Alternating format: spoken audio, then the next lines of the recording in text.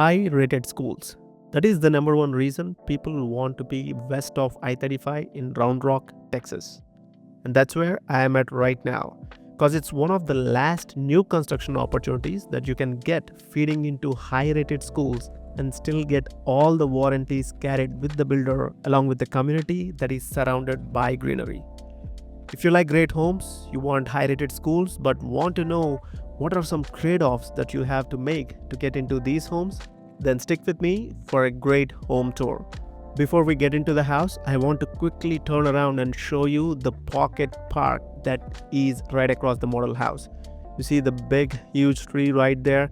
They left so many spots like that throughout the community, which we are going to explore later in the video as well. This is 2595 plan by Brohn Homes, which is sitting at 2595 square foot and starts at 5 bedrooms and 2.5 baths. It gets through this walkway into this landing zone from the stairs. It doesn't have tall ceilings that a lot of my clients are looking for, but it still opens up a little bit while you're coming down the stairs from here, which is 2-story tall with quite a few windows. We'll take a good look at it as we take up the stairs later in the video as well. This living room has pretty decent layout. Again, some of these rooms on first floor might feel little smaller, but that is one of the trade-offs that you have to make when you're buying a home in a 45-foot wide lot. The living room opening up into this kitchen in an open floor concept that is updated pretty well. It has this center island with very light countertops complementing the wooden cabinetry across the kitchen area. The kitchen, again, when you just look at it as 2595 square foot, might feel a little smaller, but they did make good use of the space, like adding more walking space between the stove and the sink and adding a lot of cabinets on the second level as well to get that extra storage. I really like the backsplash that they chose here and under cabinet lighting as well. That green is very much in style right now to have that very contrast backsplash compared to the rest of the kitchen. They do have the gourmet kitchen option as well in this particular kitchen. They did choose a white sink. Again, if you see some of my other videos, I'm not a huge fan of white sinks unless you have a second kitchen. The pantry space is pretty decent. At 2595 square foot, this is pretty decent size for a lot of homes, especially a home that is sitting on a 45-foot lot.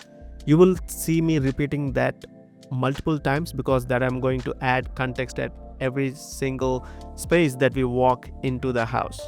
The dining room area, pretty decent space, easily sit 6 people right here in an open floor concept that is opening into the living room and the kitchen area. We will explore the patio later in the video as well, and I love the windows in this dining room area. My name is Rambo. I am a full-time realtor in Austin area. If you're looking for an agent who will go above and beyond and make sure we explore every single option that suits your requirements and gives you confidence with a lot of data points and experience negotiating with multiple dealers in many neighborhoods in Austin, reach out to me. My contact information is in the description below. And the primary bedroom is definitely a very good size compared to rest of the living rooms that we saw here, because they added that bay window upgrade on this particular house. This definitely makes the space feel a little bigger because of the extra windows and also a little bit of extra square footage. That actually made this space feel a little more spacious, where you can have 2 side tables along with this king size bed right here. Into the primary bathroom is where some of my clients, when they are looking at 2500 square foot, might not feel the space because it's little narrower. Again, the reason for that is because this is on a 45-foot wide lot. So if you have a primary bedroom along with a pretty decent sized second room and a powder room and an open floor concept on a 45-foot lot, of course some of the spaces has to give in, and this is one of those spaces. But they light up the bathroom with this super nice big shower with beautiful tile all the way to the ceiling. this definitely is a very good upgrade that is going to soup up the space a little bit more. And this is one of the drawbacks that I would say if somebody is looking at almost a 2600 square foot, but the primary bathroom might feel a little tight. You still have a linen closet, and the primary closet itself is pretty decent. Again, you cannot compare this with other 2600 square foot homes, but for this house it's very good. Definitely would recommend to have some custom closets set up right here to maximize the space. The square footage of 2595 will show pretty well on the second floor. When we get there, you will understand why I said that. In this particular house, on the first floor, you have an option to convert this den space that is right behind this kitchen area into a bedroom that will have a closet. But you don't have an option to convert the powder room into a full bath of any sort on this particular plan. There are some other plans. If you want to do that, there is some possibilities. On the front of the house, you have the utility room as well as the powder as well. This is the biggest plan that Brohn builds in this particular neighborhood, and people are very interested because this home is on west side of I35, where the schools are very well rated. For this particular community, the middle school is rated at 8 and the high school is rated at 9. Again, these ratings are subject to change, but at the time of this recording, those are very well regarded schools, and that is a reason a lot of my clients who have older kids who needs middle school and high school access in public school system would prefer to get into a community like this. On top of that, they have multiple opportunities in a lower price point or square footage that you can build from scratch, or quite a few inventory homes that can be bought under the base price of that models right now in this community. And another thing that I pointed earlier are the trees. It is very rare for almost a detached condo kind of a community to have this many natural trees. They made a conscious effort to preserve some of the greenery. Also, it is a very low tax community at 1.77. Being a detached condo style community at only 111 lots in total, the HOA is going to be a little higher. Right now it is at $185 without any amenity center, but they do maintain your front and backyards. That is a common complaint for a lot of these smaller pocket neighborhoods where HOA doesn't seem proportionate to the amenities that you're going to get. But get in touch with me, we can sit down and discuss how to look at these HOA, taxes, schools, and different kind of communities that we can build homes in, and give you a good perspective of the area as well. My contact information is in the description below. This loft area is where a lot of the customization happen in this second floor. As I mentioned earlier, there are quite a few windows that are bringing in quite a bit of light into the stairway and the loft area. This loft area is supposed to be as wide as the room behind it as well, because by default you get 4 bedrooms upstairs. You have 1 primary downstairs and also 4 more bedrooms by default with 1 full bath upstairs.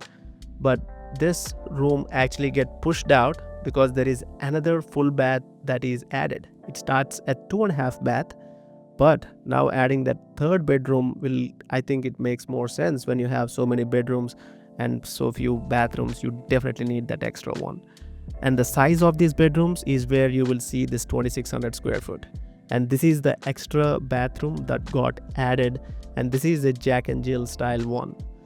Pretty wide counter space for a Jack and Jill bathroom, and the common shower is also pretty well updated. The only downside is this closet. This is the closet of the bedroom. Yes, it seems like a coat closet, but we have to work with the space here. The room itself is very spacious when I compare to most of the secondary bedrooms at 2600 square foot. The tile on the shower, I love it. They maximize the space here by making sure they put the tile to the ceiling to make it feel a little bit bigger. and it complements very well on this white tile with blue accents on it. The second Jack and Jill bathroom, again pretty long counter space here, and the bedroom itself is a tad bit smaller than the first one. I believe the first bedroom is the biggest of all the secondary bedrooms upstairs. The closet space is a little more spacious as well, which I see in a lot of secondary bedrooms at 2600 square foot, is this double door with a single hanging rod. The height of the bedrooms is also at close to 8.5 feet here. This is what happens when you build a home on 45-foot lot. Everything gets a little smaller and a little bit narrower. But again, the upside of these communities, especially with this detached condo style product, is that they are built in an already developed area.